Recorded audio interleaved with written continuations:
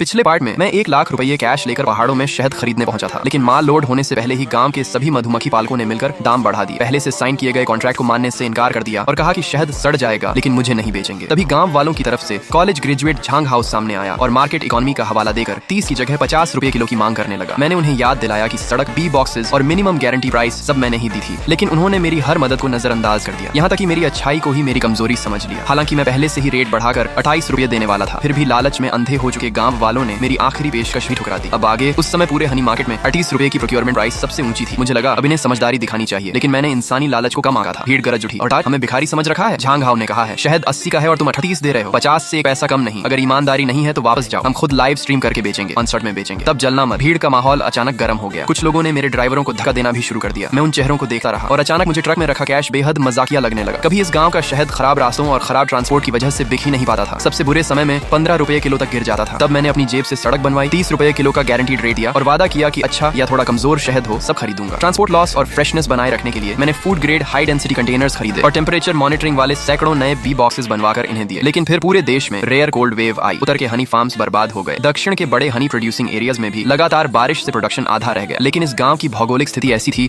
कि चारों तरफ पहाड़ होने से ठंडी हवाएं अंदर नहीं पहुंची, फूल भी नहीं जमे और नेक्टर की क्वालिटी और बढ़ गई। मार्केट रेट 35 रुपए पहुंच गया। तब मैंने खुद फैसला लिया कि रेट 38 कर दूंगा। मेरे फाइनेंस मैनेजर ने भी कहा था सर कॉन्ट्रैक्ट तो 30 का है, अब 38 देंगे तो लाखों कम कमाएंगे। मैंने जवाब दिया था दूर की सोचो, इसे कहते हैं गुडविल खरीदना। उन्हें पता चलना चाहिए कि मेरे साथ काम करके नुकसान नहीं होता। मुझे लगा था कि सच्चाई का जवाब सच्चाई से मिलेगा, लेकिन शायद मैं खुद पर ज्यादा भरोसा कर बैठा था। आखिर मैंने सिर हिलाया, ठीक है तो तुम लोग खुद बेचो। मैंने कॉन्ट्रैक्ट मोड़कर जेब में रखा और सभी ड्राइवरों की तरफ मुड़ा। अब मेरे चेहरे पर गुस्सा नहीं था, सिर्फ डरावनी शांति थी। सभी लोग ट्रकों में बैठो, शहर वापस चलते हैं। ओल्ड जाओ। चौंक गया, सर सच में 15 ट्रक आए हैं, तेल भी बहुत खर्च हुआ, एक बार और बात कर लें, 40 तक बढ़ा दें। मैंने कहा नहीं, याद रखना बिजनेस में पैसे का नुकसान वापस आ सकता है, लेकिन अगर कोई तुम्हारी गर्दन पर बैठकर अपमान करे और तुम मुस्कुराते रहो तो जिंदगी भर सिर नहीं उठा पाओगे। आदेश का पालन करो। कुछ ही मिनटों में पूरी कन्वॉय वापस मुड़ गई। गांव वालों को विश्वास ही नहीं हुआ।